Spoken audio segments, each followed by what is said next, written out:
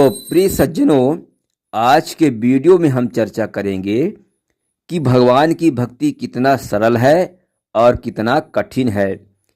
तो दोनों के विषय में हम चर्चा करेंगे, तो कृपया वीडियो जरूर पूरा देखें, तभी किसी मकसद का हल पूरा निकल पाएगा।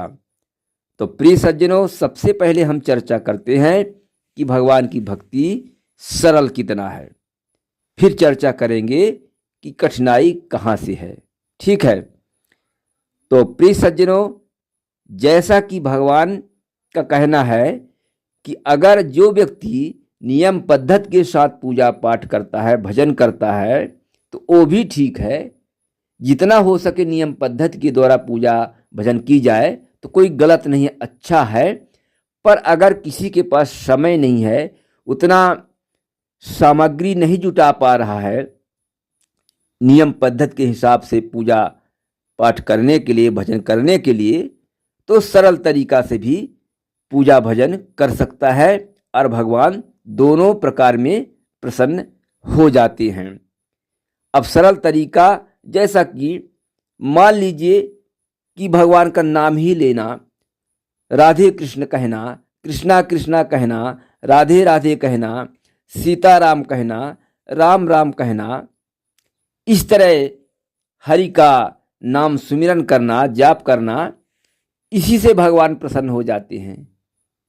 तो भगवान का भक्ति करना तो बहुत सरल है, पर प्रिय सज्जनों, कठिनाई कहाँ से शुरू होती है? कठिनाई वहाँ से शुरू होती है कि जब हम भगवान के बनाए हुए विधि विधान के आधार पर अपनी जीवन को नहीं गुजारते, कठिनाई वहाँ से कुछ शुरू होती है।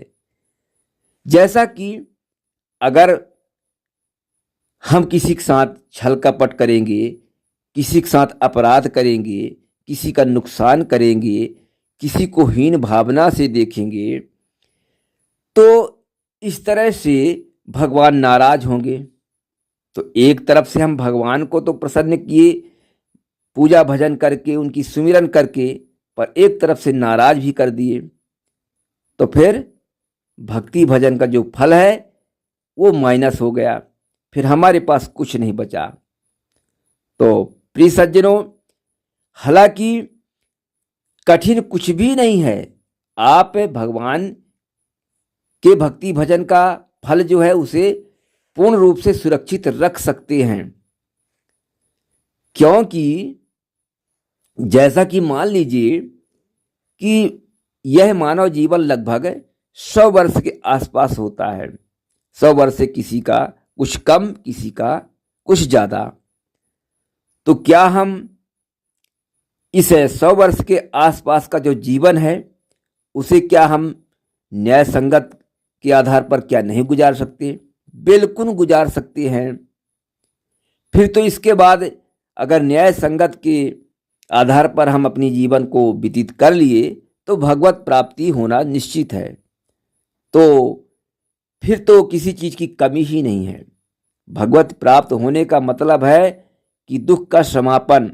जैसा कि समुद्र में, सागर में सूखा नहीं हो सकती, सूखापन नहीं आ सकता, इसी तरह भगवान के धाम में कभी दुख नहीं आ सकता। तो प्रिय सज्जनों, केवल मन की भ्रांति है, हम भटक जाते हैं और गलत तरीके से सुख महसूस करने लगते हैं, लेकिन कभी गलत तरीका से चलने में सुख नहीं होता। सुख तो हमेशा अच्छा कर्म करने पर ही होता है।